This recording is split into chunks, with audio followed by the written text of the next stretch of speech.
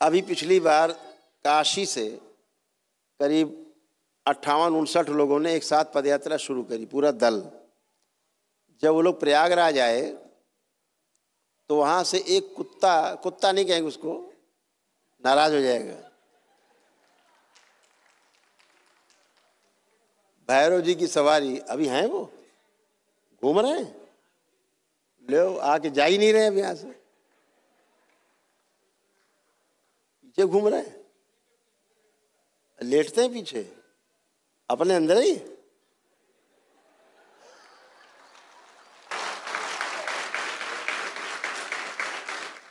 खाना पीना, अच्छा कैंटीन से ड्यूटी लगी उनके लिए, तो वो साहब चल दिए साथ में पदयात्रियों के, और भैरव जी की सवारी भाई चल दी, और पीछे नहीं चलते थे वो, आगे आगे, उन्हें पता था कहाँ जाना है।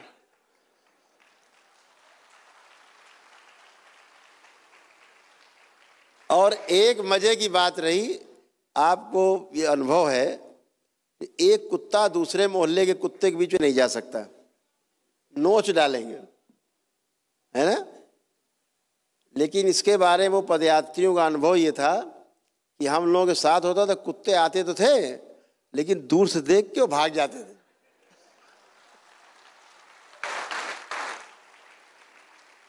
और वीडियो पड़ा हुआ है, यहीं बैठ के बता रहे थे, बोले कोई कुत्ता भौंका तक नहीं है रास्ते में, हम लोग भौंका भी नहीं कोई। और वो श्रीमान जी शान से बिल्कुल चलते हुए आए, और यहीं बाहर जो माँ कामाख्या हाल है, जहाँ आप लोग रुकने का इंतजाम आपका होगा, रुके होंगे ना आप लोग वहाँ, तो वहाँ भी आराम से गद्दे पे लेट के वो, और अगले दिन जब यहाँ मिलने के लिए बैठे तो वो भी साथ में बैठे थे यहाँ बीच में। और अभी हमें पता लग रहा बाकी तो पदयात्री चले गए, वो डेरा डाले पड़े,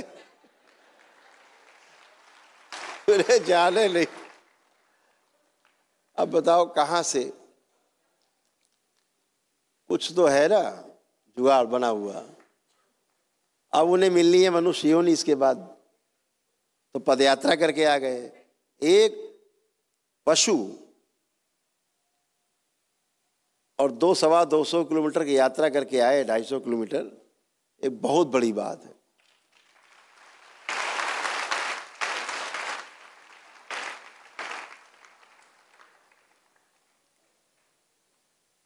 बाबा कहते थे, कोई आप साथ भी आ गया?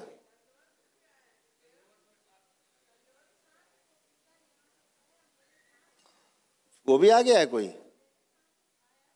जो पहले से आया है, हाँ, दंडवत मेरे साथ वहाँ कोने पे गए, और वहाँ से फिर मेरे साथ में आया। यही? हाँ। और लो, पहले पूरी शरीर मेरा सूंगा, जैसे हम लेटे तो आगे मैं खड़ा हो जाए। आगे कहाँ मिल गया? वहाँ आगे मिला, बहुत दूर, इसी रोड पे। हाँ, सबको यात्रा करा रहा है ये। अच्छा,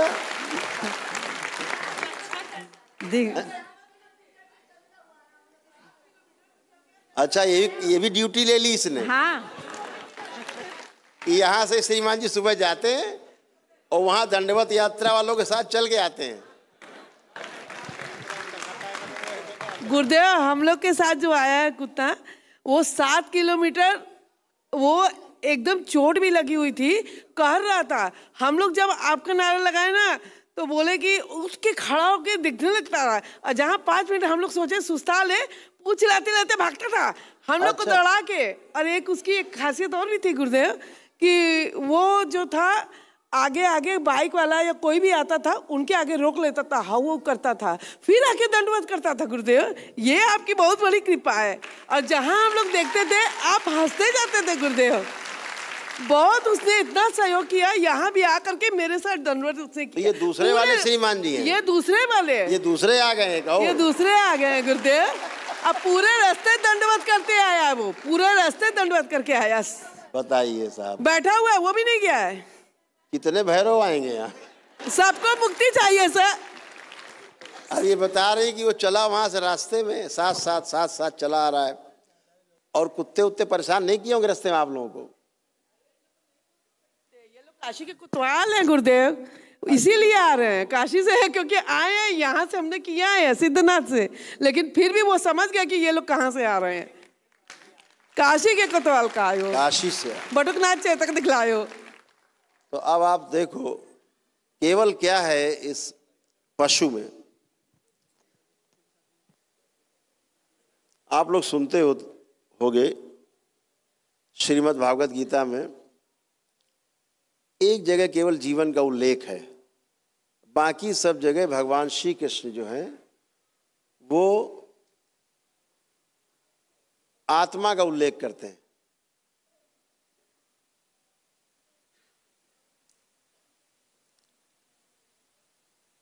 आत्मा का उल्लेख पूरी श्रीमद् भागवत गीता में अगर आप देखेंगे तो भगवान श्री कृष्ण कह रहे हैं मैं आत्मा हूं, मैं शरीर नहीं, है ना। तो आप लोग कभी कभी कंफ्यूज हो जाते होंगे कि आत्मा और जीवन में फर्क क्या है।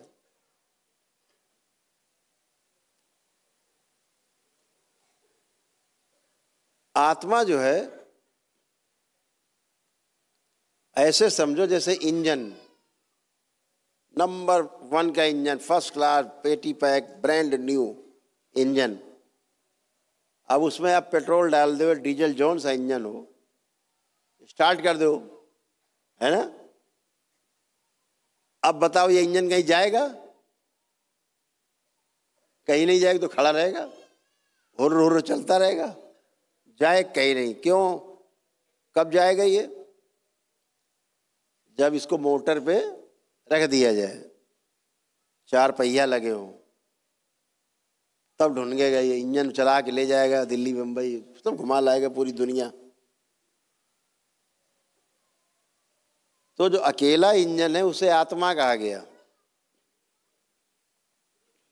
दृष्टा के रूप में एक जगह बैठा है, साक्षी भाव में टुकुर टुकुर देख रहा है, कर कुछ नहीं पा रहे, बस देख रहे हैं किसने क्या किया, उसने क्या किया। आत्मा दृष्टा के रूप। तो उसमें जब 4 पहिए लग जाते हैं गाड़ी के, बुद्धि, चित्त, वृत्ति और मन, तो बढ़िया गाड़ी फर्राटेदार दौड़ने लायक बन जाती। तो 5 चीजें मिलके जब बनता है उसे जीवन कहते हैं, उसमें आत्मा सम्मिलित है ना। अब किसमें जीवन है और किसमें आत्मा है, कैसे पहचानोगे? इस बात को कैसे पहचानोगे? तो ये श्रीमद् भागवत गीता में हमने तो पढ़ी नहीं भाई आज तक, हम तो जानते ही नहीं, हमने तो कोई ग्रंथ ही नहीं पढ़ा, ना रामायण पढ़ी, ना गीता पढ़ी, ना वेद पुराण पढ़े, ना शास्त्र पढ़े। हम तो ऐसे ही हैं आपके जैसे। लेकिन हमें नहीं लगता कि कहीं इसका उल्लेख है श्रीमद् भागवत गीता में कि किसमें जीवन है और किसमें आत्मा है। अगर गीता के पढ़े हुए लोग यहाँ बैठे होंगे विद्वान, अगर ऐसा कुछ हो तो बता सकते हैं, हमको कुछ ज्ञान दे सकते हैं। तो ऐसा कुछ भी नहीं मुझे अभी तक किसी ने बताया कि श्रीमद् भागवत गीता में ये लिखा हो कि ये कैसे पहचाने कि इसमें जीवन है और इसमें आत्मा है, अकेली आत्मा है, जीवन पूरा नहीं है। तो बाबा से पूछा, बाबा कैसे पहचाने? बाबा ने कहा इस धरती पे कुछ लोगों में तो जीवन है, बाकी सब में आत्मा है। तो ये कैसे पहचाने भाई ये आत्मा है? तो उन्होंने कहा, एक वाक्य कहा, सिर्फ एक वाक्य, कि जीवन ही जीवन की बात को सुन के रिएक्शन देता है।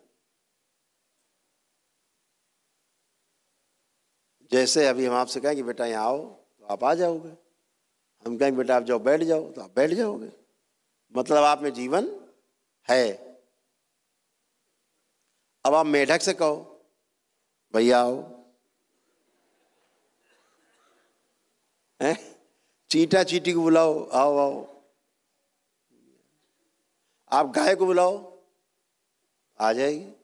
आप बुलाओ गाय को, आओ, तुरंत आ जाएगी। रोटी खा ली, चलो, चली जाएगी। कुत्ता बुलाओ, आ जाएगा, चला जाएगा। मतलब जीवन है। तो जिसमें जीवन है वो आपकी बात को सुन के अनुसरण करेगा। जिनमें जीवन नहीं है वो पलट के आपको रिएक्शन नहीं देगा। वो इंजन की तरह रखा है, हुर हुर कर रहा, हो नहीं जानता कुछ क्या बातें हो रही हैं। तो जीवन ही जीवन को पहचानता है। तो कुछ पशु हैं जिनमें जीवन है, कुछ पक्षी हैं जिनमें जीवन है, सब में नहीं होते। सभी पशुओं में जीवन नहीं है। तो क्या कमी हो गई? एक श्रेणी नीचे है, एक श्रेणी जो मनुष्य में जीवन है और मेढक में केवल आत्मा है, जीवन नहीं है। उस आत्मा के होने के कारण जो चार चीजें हैं, आहार, निद्रा, भय और प्रजनन, ये चार चीजें हैं उस आत्मा के होने के कारण। तो चींटी भी जानती है अपना सृष्टि में कि कैसे अपना फैलाव करना है। एक चींटी से 1000 चींटी, लाखों चींटी कैसे बनना है, उसे ही पता है। मेढक को ही पता है, मछली को ही पता है, लेकिन आप मछली को बुलाओ तो नहीं आएगी। कुछ मछलियां हैं जिनमें जीवन है, वो पहचानती हैं, रिएक्शन देती हैं, आती हैं आपको बुलाने पे, बोलने पे चली जाती हैं। कुछ में जीवन। तो मनुष्य में भी जीवन है और कुत्ते में भी जीवन है। अब फर्क क्या है दोनों में? फिर कैसे श्रेष्ठ मान लिया गया मनुष्य? तो कुत्ते में जीवन तो है, हाथी में जीवन है, गाय में है, घोड़े में, सभी में जीवन है ये। लेकिन इनके अंदर कर्म स्वतंत्रता नहीं है।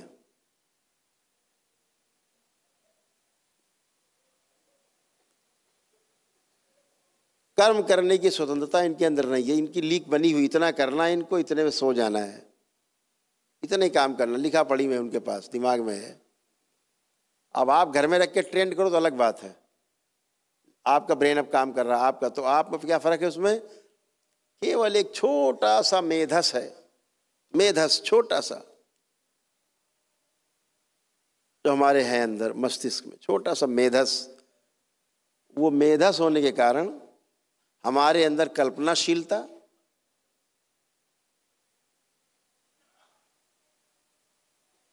और कर्म करने की स्वतंत्रता, दो चीजें उपलब्ध हैं,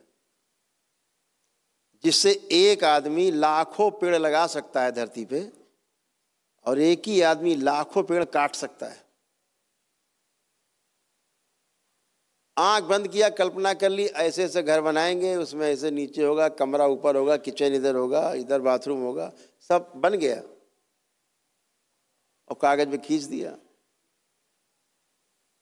घर बना नहीं, लेकिन दिमाग में बन गया घर उसके। ऐसा कलर लगाएंगे, ऐसा दरवाजा होगा, खिड़की होगा, ऐसा पलंग होगा, सब ये कल्पनाशीलता मनुष्य के पास है।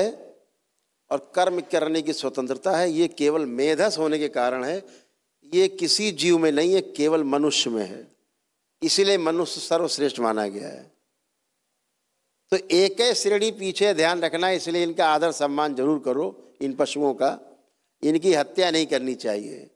जो ये यज्ञ हिंसा करते हैं लोग, बकरे की बलि दे रहे हैं, वो जानता तुम हमें कहाँ ले जा रहे हो, समझ तो रहा है वो, लेकिन कल्पनाशीलता नहीं कर पा रहा कि कैसे क्या करें, बच्चे कैसे, दिमाग कैसे लगाएं। इधर चारा खिला रहे हैं, पीछे से गड़ासा मार दिया, धड़ से गर्दन अलग।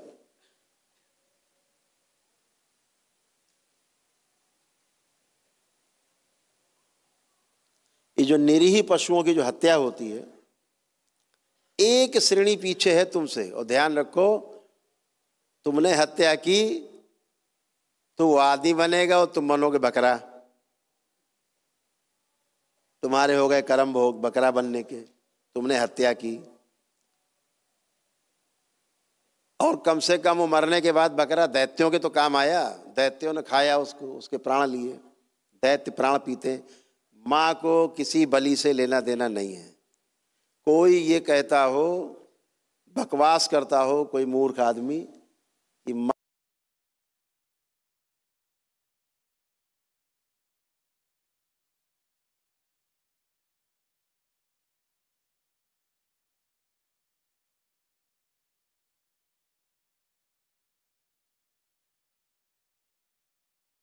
दिखाए तो गड़ासा जो मारेगा ना, लगेगा बकरे की लेकिन कटेगी गर्दन उसी की। इन निरीह पशुओं की हमें सुरक्षा करनी है। एक है श्रेणी पीछे है, अगला जन्म केवल मेधस मिलना है उसको, मेधस, और आपकी तरह होगा। तो कर्म भोग का सिद्धांत लागू होता है, उसको काटने के लिए भी व्यवस्था है।